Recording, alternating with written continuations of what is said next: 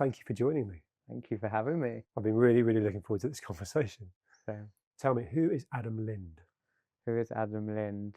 I guess on a practical corporate level, I'm a author, content creator, and mindset coach. On a personal level, I'd say I'm a curious freedom seeker and someone that's infatuated with human connection. That's why we get on.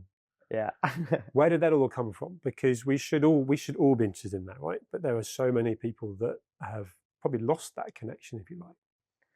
Yeah, good question. I think when I look back, my mother always held like a very open home. There would always be random people that would come in and out of my house for various reasons. And from that age, I was always interested in people. And then I think there was this crossover between, I used to struggle quite a lot growing up with intrusive thoughts. So essentially, intrusive thoughts are these like unwanted, invasive thoughts that control your mind, basically. And as a kid, I didn't really know what they were, and they could change in so many ways. I could be like driving in the car with my family, sitting in the back, and my mind would be thinking like, what would happen if you just like swung this car door open right now? And I didn't actually do it, but my mind would like be saying this stuff to me, and they'd manifest more and more. I could be like at a train platform, feeling completely happy. My mind would be like, what would happen if you just like threw yourself on the tracks? And I didn't want to do it. I wasn't suicidal, but there was this kind of mind control that was happening to me, and I never told anyone about it. And then it wasn't until I think I was probably about 16 and they were getting quite a lot worse. And I lost my father to alcoholism. He'd been an addict throughout my whole life. And it was through the grieving process when I really started to open up basically and try and change and retrain my mind and retrain my thoughts. And once I realized I could do it, I felt like I was just on this mission to kind of help other people realize that they can do the same. And the more I started to open up about intrusive thoughts, I learned that everyone has them to some degree. Rarely people speak about them. There's a real taboo around them. And I was just like, right, I want to just go around sharing all of my problems in the hope that maybe other people can be like, oh, I'm not crazy.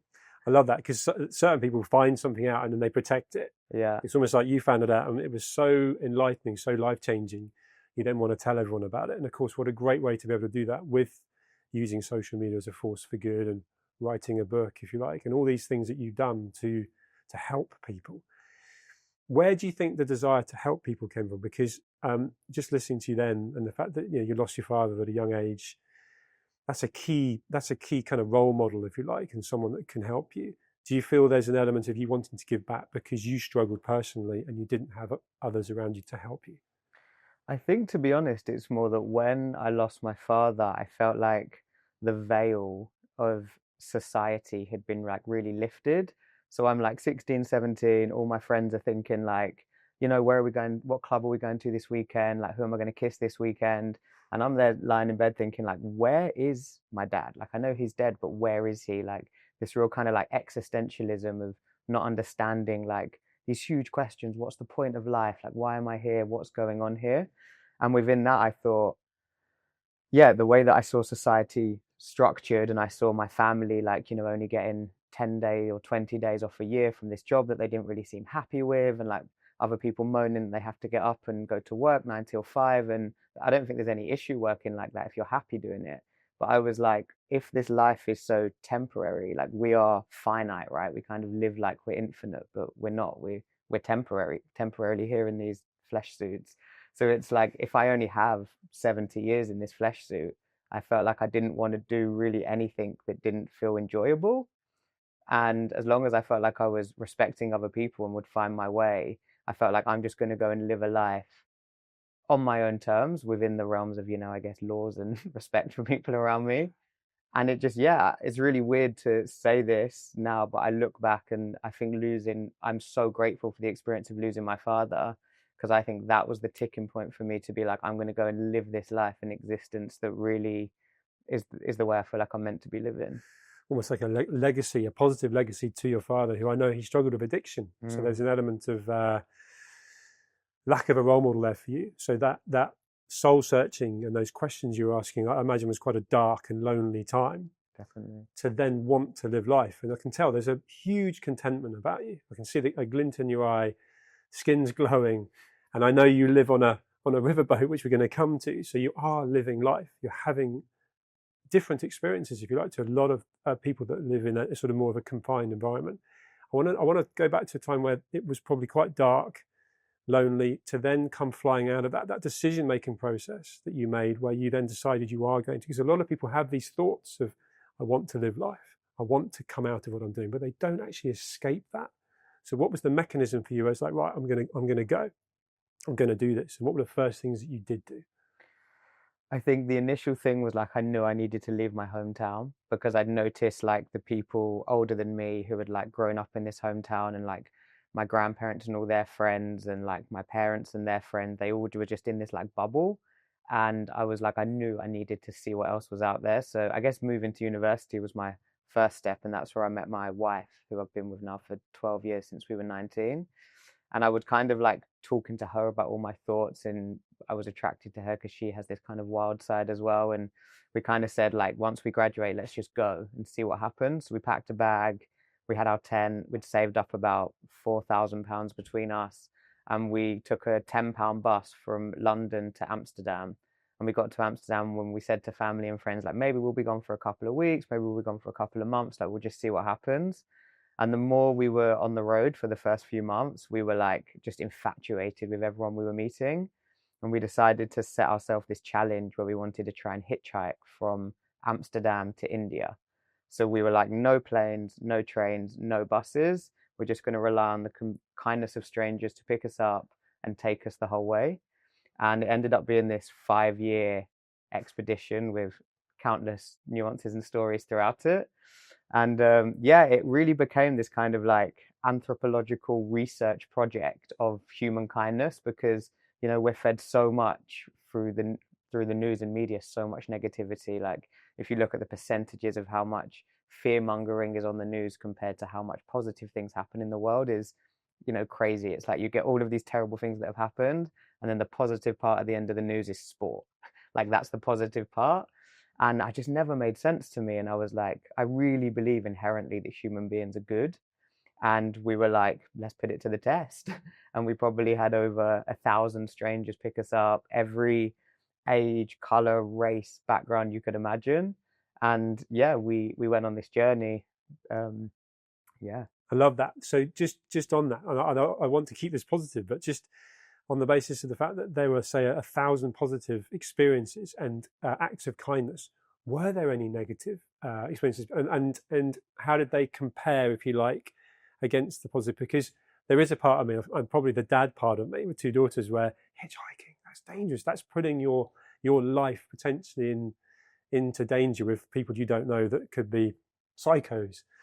And you did that for 5 years. Yeah. So I just want to know, almost like that sort of ratio of 1,000 good experiences, were there a few bad ones there? Yeah. Well, firstly, knowing you're a parent, my mum and my wife's mum were also like not the biggest fans of the expedition we were on. And they were proud of honest us. with them about what you were going to do, or did you mask that I slightly? think they once it started, it kind of manifested and transpired like quite naturally, and I think they got used to it once it had happened. And we'd always tell them all these amazing things that had happened to us on the way. I actually have a bit in my book talking about how whenever I tell someone this story, the first thing they say is, were there any bad experiences? And I do feel like there is this conditioning that we seek I the feel really bad for doing that, but No. I've done it. I'm No. guilty. And I will share them, but I find it interesting as a topic, right? That we seek for like the negativity bias that we have within us of like the fear and the danger. There were a couple of hairy experiences, nothing too traumatic. Like there was one certain situation, but I always like to say it's. I used to say to my mom sometimes, if I get killed hitchhiking, you better not tell people not to hitchhike, because if 99.9% of my experiences were good and I have one bad experience, it doesn't mean that this thing is now bad. And yeah, I would say overall, the opposite was shown. Like the amount of people that would pick us up from the side of the road and then say, do you want to come and stay in our house tonight? Like if you've got nowhere to stay, or they would drive us like 20 miles further than they were going just because they wanted to help us out. Or it was just the kindness we were shown was so unbound by all of these different walks of life. It was amazing. I love that. Do you feel that part of that experience you received connection from people that were lacking it themselves? They meet a stranger who's good company, who's pleasant, who's clearly putting out positive and friendly vibes. And actually, a lot of these people are lacking that. So that extra 20 miles is a good example. It's actually like, where are you going? I'm enjoying this. I mean, I've said it like that, but where are you going? I'll take you there, because actually, this is probably the best bit of my day. Yeah, exactly that. I think there was always an exchange. Like, so the first 2.5 years, we only used paid accommodation on 2 nights, and the rest of the time we either had our tent where we'd wild camp, or we'd use this website called couch surfing, where it's basically people opening their home to travelers for free in exchange, like a cultural exchange. You hang out with them for a couple of days and you stay in their spare room or whatever. And all my friends would always be like, "Why are these people wanting to do this?" And I was like, they get just as much out of it as we do. Like, we have grown into such a disconnected society. You know, we used to live in tribes, you know, and now it's like we live in these nuclear households. The amount of people that don't even know the names of their own neighbors or the people up their own street. And it's like, can we have a bigger house with a bigger gate in front of it? We want to be in detached houses. Like, God forbid we have like someone else's wall attached to our wall. We're just getting more and more segregated. Tech's not helping as well, right? We can order food without going to a restaurant. We can do so much now without leaving the sofa, if you like, which is isolating. That's probably the word, and isolating. For sure. And we really glorify. Like, I've got friends in London that live in these big house shares, and people are like, "Why do you want to live with these people?" I'm like, they're living in community. They're making dinners together. They're like inspiring each other, right? And I think by these people opening up their houses to us, it kind of was shaking up their daily monotonous life a bit. And we were learning from them, they were learning from us. And it was just this with no money exchange, which is always so beautiful. And it just really felt like, gosh, this is how humans should be connecting with each other. And it's crazy, I'll tell you the truth, when I got back to the UK, which has now been 6 or 7 years ago, I got back, it really, unfortunately, didn't take long. And I really had to check in with myself. Once I was back here, exposed to the news again, exposed to the daily life again, I remember the first like 6 months I'd walk around London, like chatting to everyone. It wasn't that long until the fear started to breed back into me, just because we're products of our environment, right? And I constantly have to check in with myself. Like, when I sit down on the tube, I can smile at the person in front of me. And yes, they might think I'm a weirdo or something, but it's almost like a mission of mine to like break this barrier of disconnection. Because yeah, it's a sad part of That is sad to society. hear. But I guess the experience you had on countless examples of seeing the good in society means that you rise above that. You're almost like the ambassador to try and be out there and demonstrate how you could behave. Do you get a reaction from people that surprises you, if you like, on the positive side of things, on the tube or going around in your own way? Because I think we're quite similar. I put that out as well. I was brought up like that. So my parents would speak to everyone in every restaurant, to the point where almost as a kid you'd be like, "Can we go?" But they were sort of taking the address details of the waitress Right. because they were sort of going to send us some clothes or something. It's just like, and I've seen that side, but I've also personally had countless examples where it's been super positive and you change someone's day just by smiling at them or what have you. And then I've also had the people that really do not know how, they cannot believe what you've just done. Or, why did you say hello to me? Like, why are you talking to me? I don't know you. And you can see it's a massive problem. Yeah, I think one of my favorite sayings is like, everyone's doing the best they can with the resources that they have.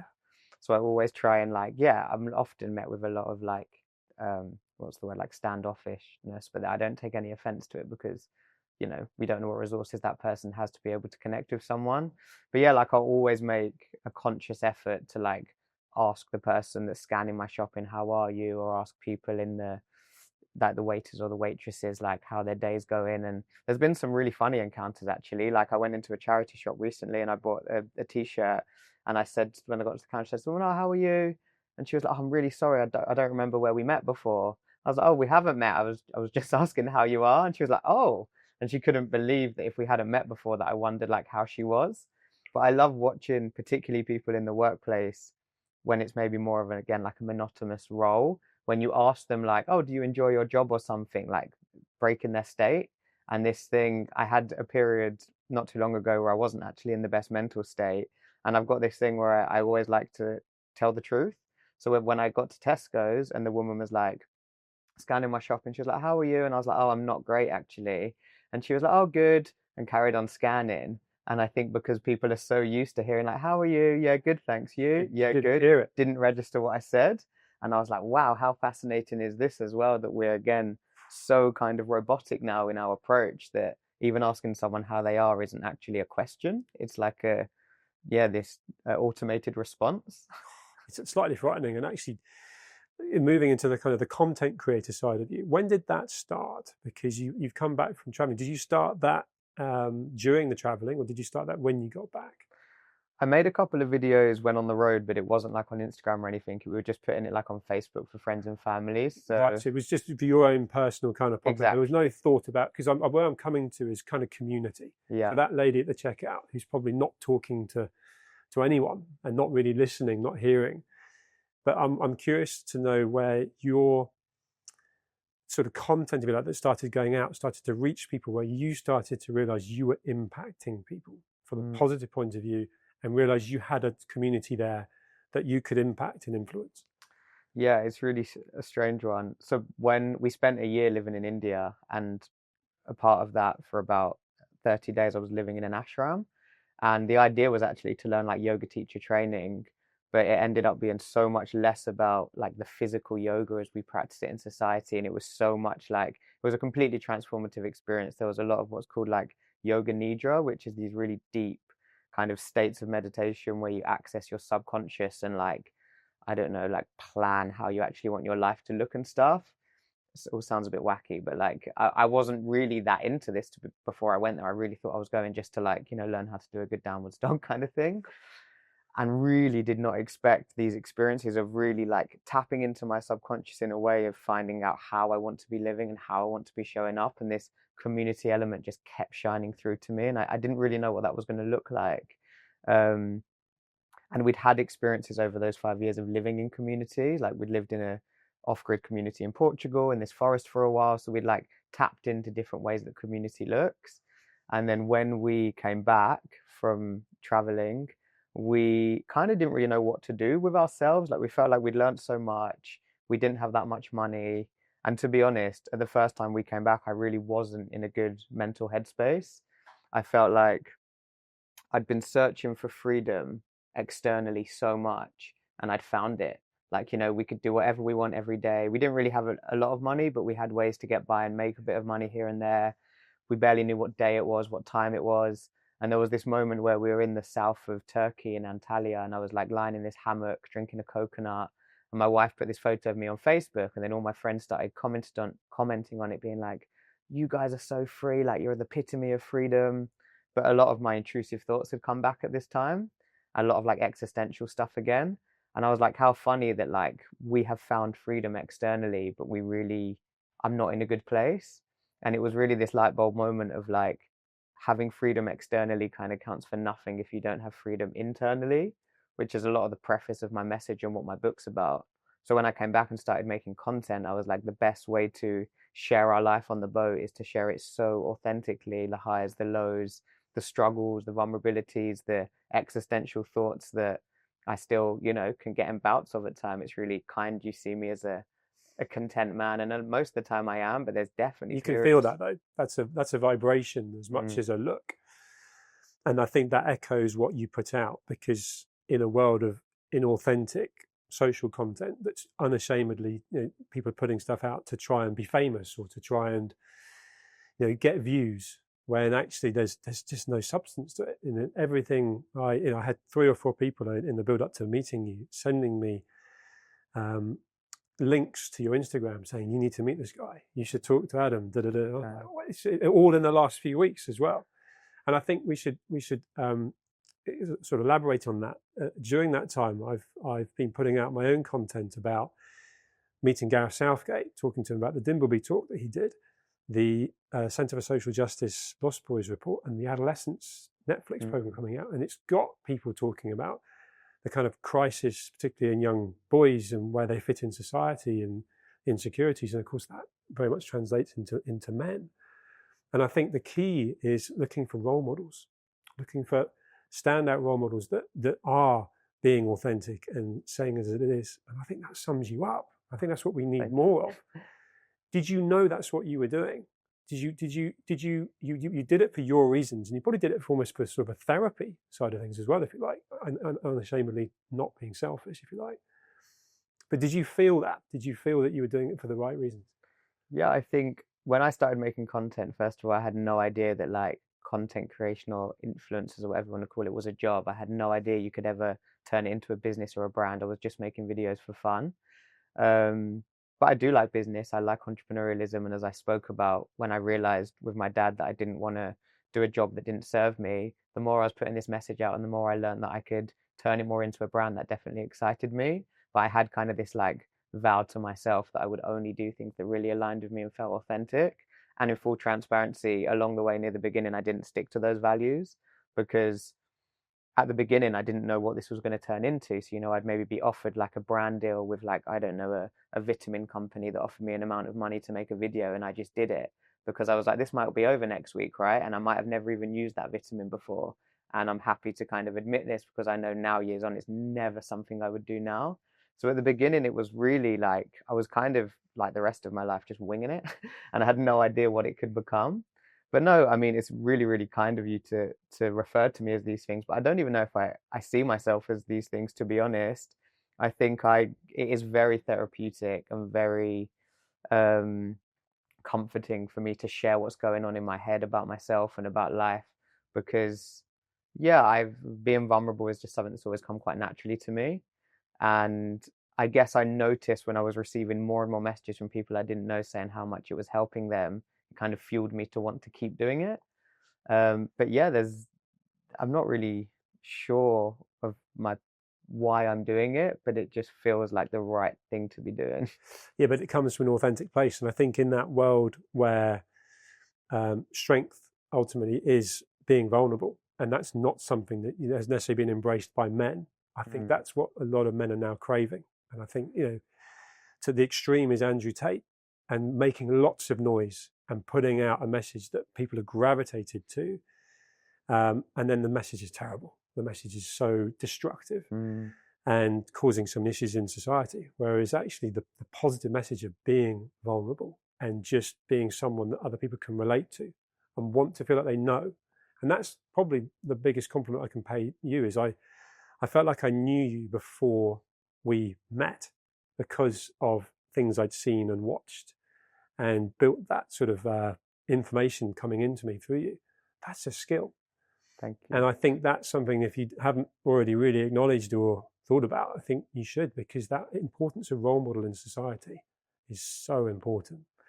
Yeah, I think the man thing for me is it's always been in the back of my mind of something I wanted to get into more, like talking to men, about what it means to be a man, because I've had so many battles within myself, insecurities around my body, around like all things that I feel like aren't often as spoken about in the men's space. And also, like, I was raised essentially by my mum and my sister. So I was raised in a very feminine led household. And as a straight man, that also has like this really strong feminine side because of the way I always say I was brought up basically in a house of like Spice Girls and period chat because it was just my mum, sister, and all my sister's friends that basically lived in this house with me as like the only male, and then trying to navigate how I'm this straight man with a very feminine side, but also like tapping into my masculine side and my anger was really confusing for a lot of years. And I think being able to just speak about that openly and speak about the influence that growing up in a female led household had, and the influence on once I got really honest with myself about all of my troubles and insecurities about being a man, how much I was able to transform them and let go because I'd finally spoken about them. But like so much of what goes on when we keep it inside of us, it just manifests in the body. It can manifest through stress, illness, suicide, all these things, Physically and mentally, right? all of it. And it's like I feel like if I can just talk about it so openly, hopefully it will give other people the opportunity to either normalize it for them or feel like they can then speak to someone, I guess. Undoubtedly. I mean, that actually I was going to ask you. I still want to ask you that whole way of you leading by example, putting yourself out there. When you first started doing that vulnerable content, there must have been sort of heart racing and so on, because you're putting yourself in a place of judgment, if you like, which stops so many people. Hence that bottling up and then building up, mental and physical illness, if you like.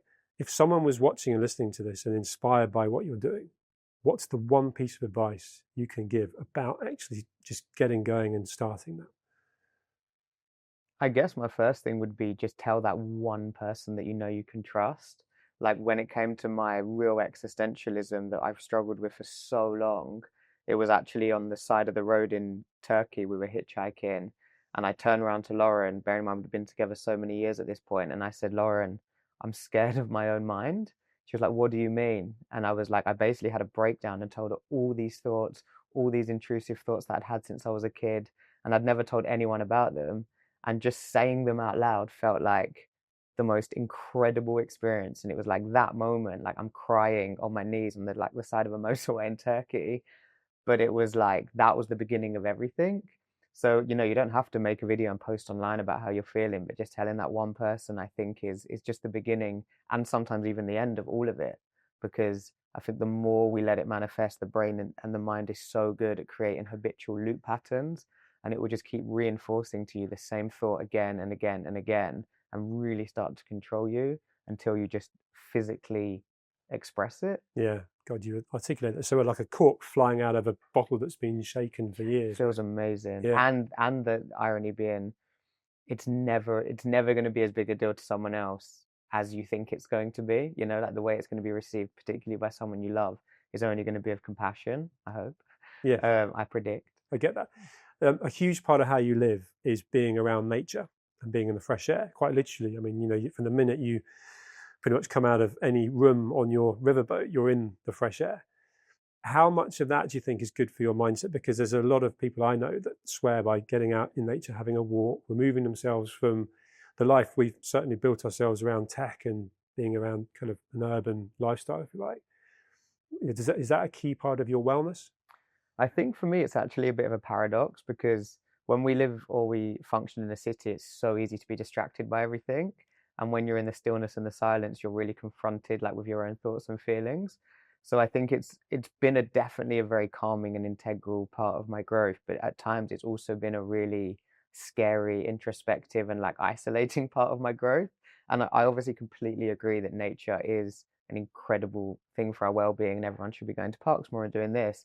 But on a really honest, vulnerable, and personal level, there's times when I'm like, just get me to London, because I'm like at meetings and with friends and at dinners, and when you're actually sitting there in the silence of the forest, it can be also scary because we often don't take a lot of time to sit and listen to our own thoughts. There was that amazing study, I don't know if you've seen it, where they got all these people in a room one at a time, and they basically said, asked them how much they'd have to be paid to get an electric shock, and none of them wanted to do it.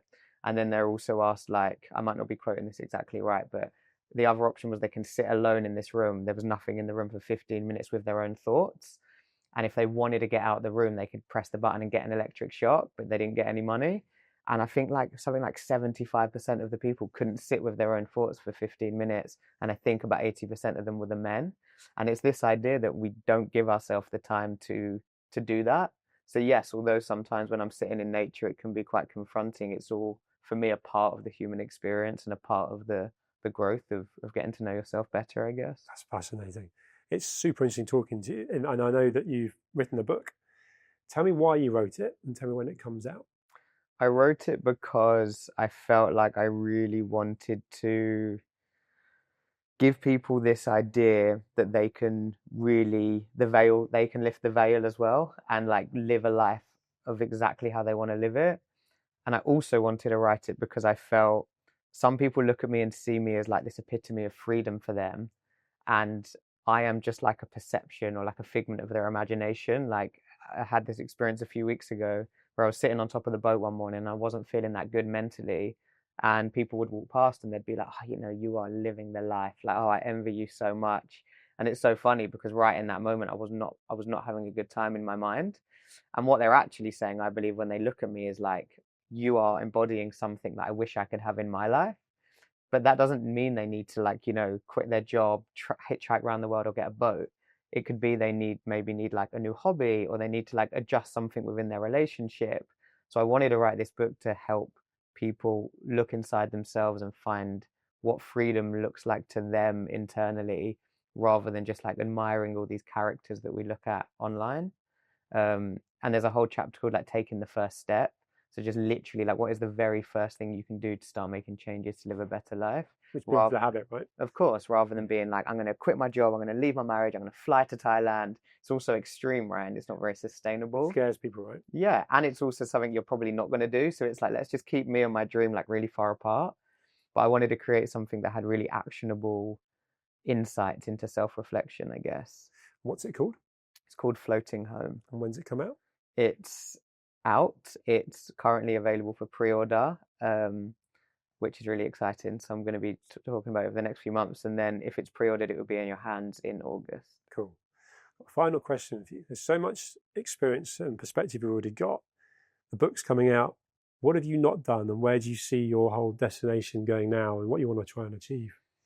Good question. To be honest, I have no idea, and I'm kind of happy about it. Yeah, you're enjoying the journey, right?